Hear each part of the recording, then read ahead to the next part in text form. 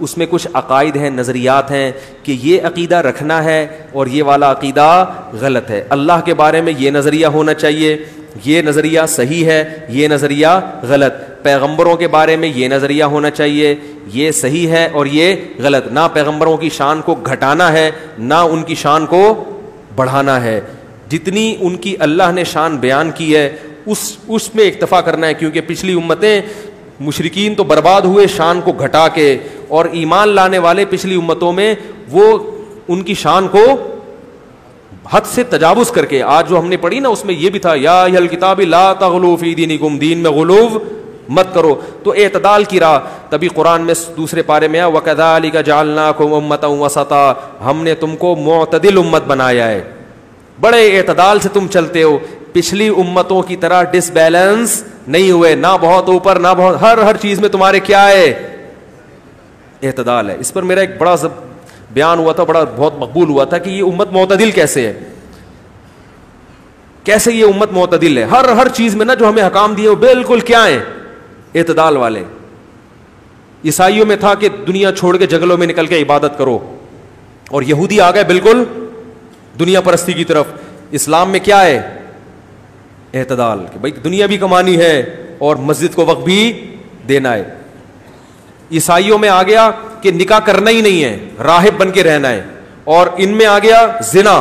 اس امت میں کیا آ گیا, اعتدال.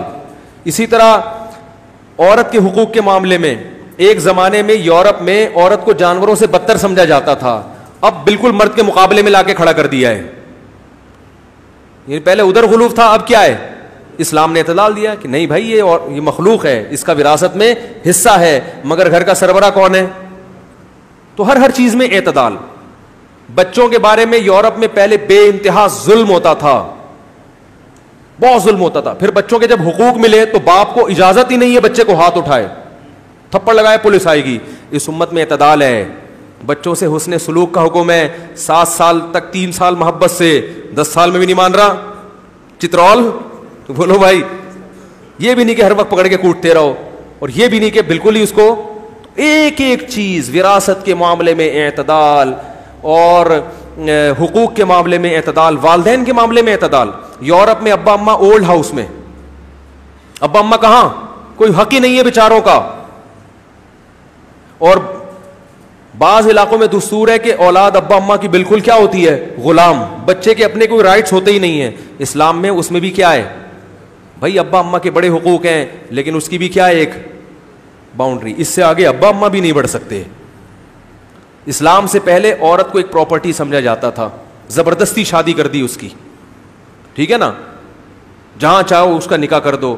تو اسلام نے اس میں بھی عورت کو کیا دی, رائٹ دیا کہ اس کی مرضی کے بغیر نکاح, بولو بھائی, نہیں ہو سکتا. تو بہت ساری چیزیں ہیں. حلال و حرام کے معاملے میں مشرکین نے بہت سی حلال چیزیں بھی حرام کی بھی تھی اپنے اوپر, اور جنہوں نے حلال کی وہ کتے بلی بھی کھانا شروع کر دیے, سور بھی کھا رہے ہیں. اسلام نے اس میں بھی دیکھو, ہندو کیا کرتے ہیں, گوشت سرے سے حرام, جو ہندوؤں کا اصل مذہب ہے, صرف سبزی, ویجیٹیرین, گھاس پھوس. اس کے علاوہ ہم ترکی میں جاتے تھے, اتنا سارا سیلڈ لا کے رکھتے تھے ہمارے سامنے.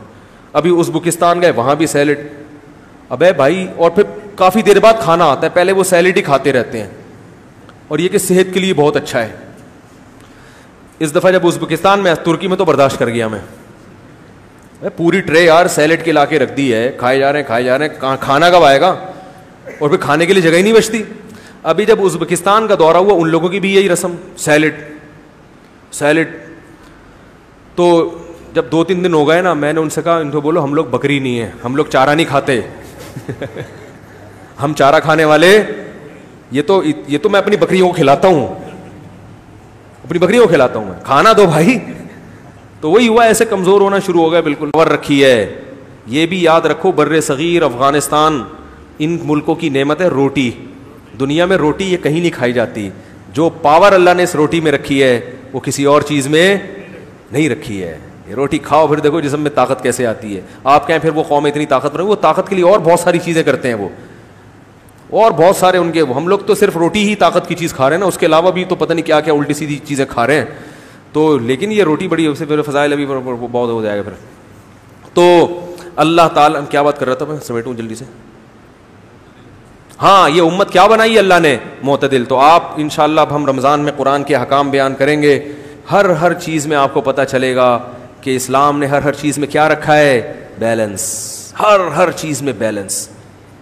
تو وہ عقیدے میں بھی، نظریات میں بھی، احکام، پھر اللہ کے حقوق، پھر مخلوق کے حقوق، ہر چیز میں اسلام کس میں لے کے چلا ہے؟